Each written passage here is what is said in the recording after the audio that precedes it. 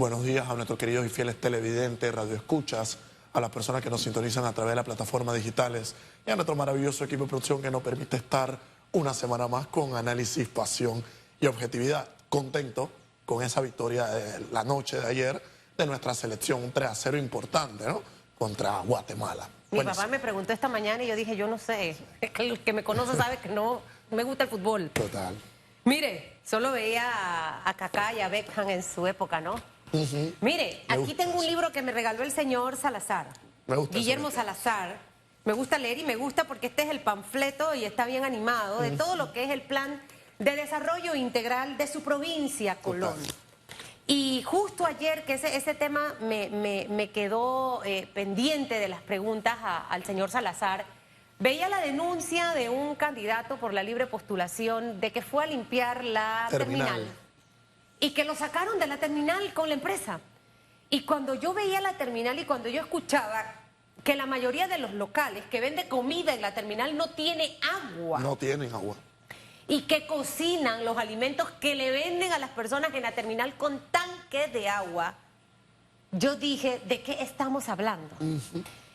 Dentro de todo este plan integral está la construcción de 2 nuevas terminales, de lo que nos hablaba el señor Salazar, pero no le pude preguntar para cuándo van a estar listas estas terminales, pero son una lista de tareas. Usted es colonense, viaja, reside acá, y la mayoría del colonense dice, mira, me voy para Panamá, voy a trabajar allá, porque Colón se quedó en el olvido entre promesas y promesas de varios gobiernos. Es correcto. ¿Cuál es la expectativa que tiene Ian Ramos de este plan de desarrollo integral de la provincia de Colón, la ruta estratégica hacia una vida digna, que empezó en el 2021, 5 de noviembre, fecha emblemática de Colón, y que es hasta ahora, octubre de 2023, cuando se entrega, sensaciona este documento? Esa reflexión que nos das a priori, mi querida Susana Elizabeth, es el balance para empezar a hablar de ese plan integral. En primera óptica, primera impresión que puedo dar, contento, feliz de ver que sea una ley ya de la República, sin duda alguna, la orientación de una implementación, de un plan integral, como aquí siempre presentamos. Esto no es más que una política pública que pretende enmendar, corregir, subsanar y mejorar la calidad de vida que tenemos los colonenses. Ese plan integral es un diseño que une varios elementos, que une varias fallas, que une varios errores y sin duda alguna trata, ¿no?, de buscar una corrección, pues de la mejor manera para restablecer la provincia de Colón. Uno que tiene la oportunidad de viajar más que todo por temas laborales y ve otros países, ve otras ciudades que no tienen ni la cuarta parte de lo que tiene la provincia de Colón, pero cómo explotan y cómo aprovechan esos recursos, tanto naturales, tanto el recurso humano, como sin duda alguna la posición estratégica que tienen la utilizan para su conveniencia y aspirar a un incentivo en cuanto al turismo, aspirar a un crecimiento económico, tratar de darle oportunidades a quienes viven allí mismo.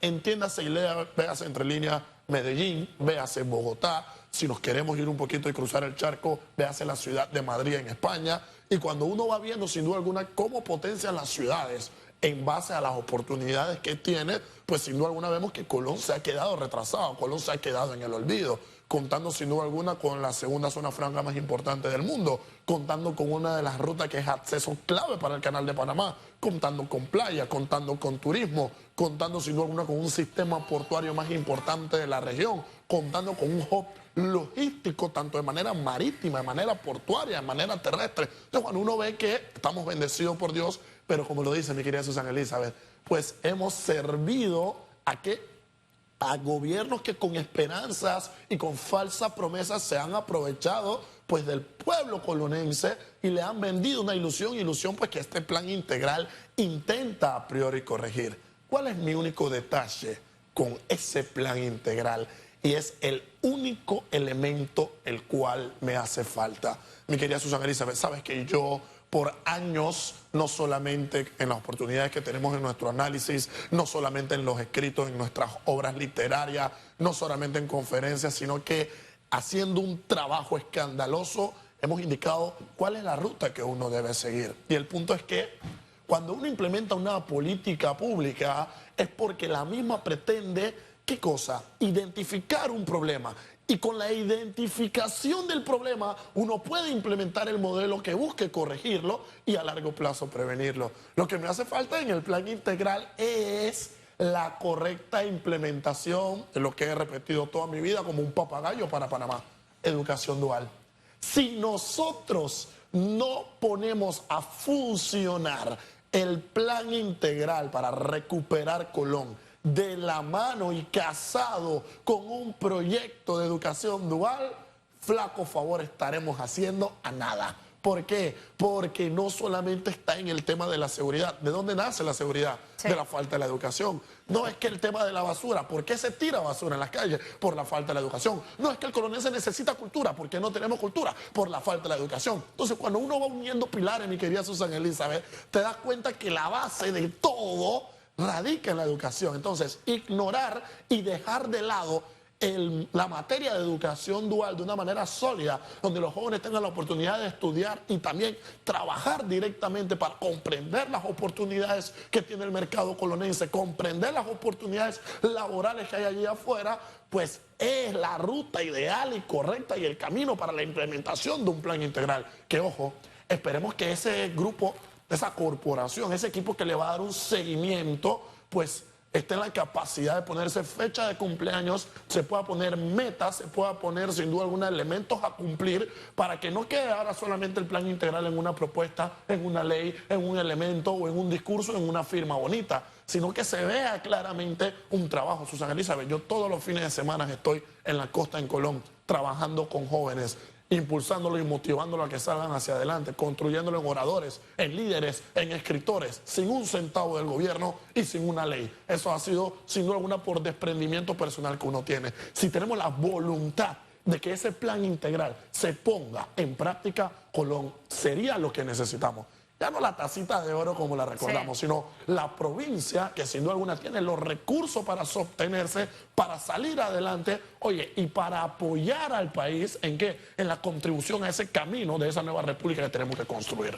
Y decía Dulcido de la Guardia al cierre de la entrevista que acabamos de terminar, los 6 pilares en lo que debemos enfocarnos como país para que estos pilares sean los que empujen la economía.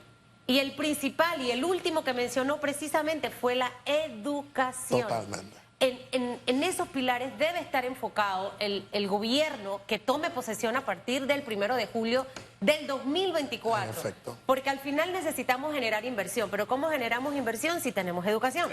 Al final necesitamos efectivamente que el sector de la construcción, el sector de turismo, el tema minero, la crisis de la caja del Seguro Social, o sea, tenemos tantos temas y la educación juega un papel fundamental. Total. Precisamente para eso.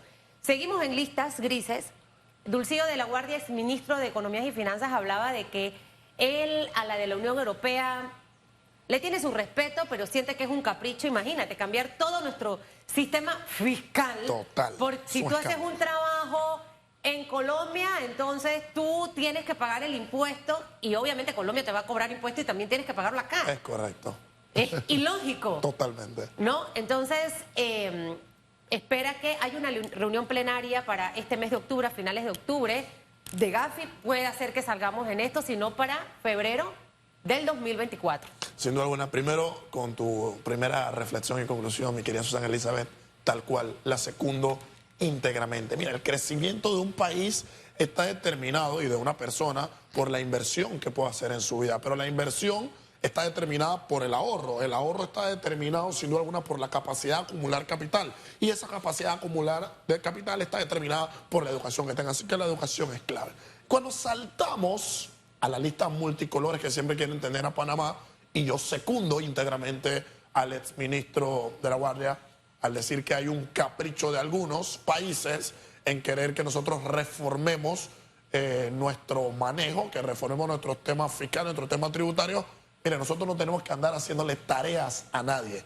Nosotros no tenemos que andar cobrándoles impuestos y nosotros no tenemos que estar haciéndole casa de cobranza a ningún país. Nosotros debemos de regirnos en primera instancia por las normativas internas que tengamos y con cumplir aquellas normativas internacionales, tratados y pactos, tal cual señala el artículo 4 de la Constitución, a los cuales Panamá se suscribe, es suficiente para el cumplimiento. Oye, nosotros hemos tenido cambios en el sistema bancario, hemos tenido cambios internos, hemos reformado que si la unidad de análisis financiero va a dar un seguimiento íntegro a todo, que si la superintendencia tanto bancaria, de sujeto financiero, de sujeto no financiero, hemos hecho toda una modificación y un escándalo total para intentar salir de las listas multicolores. Usted, cuando el banco le manda una nota, tiene usted que venir a presentar su declaración de ingresos. Justifíqueme ese yapi que usted le mandó a Susana Elizabeth Castillo. ¿Saben por qué ocurre eso? Porque Panamá está tratando de acomodarse a un montón de disposiciones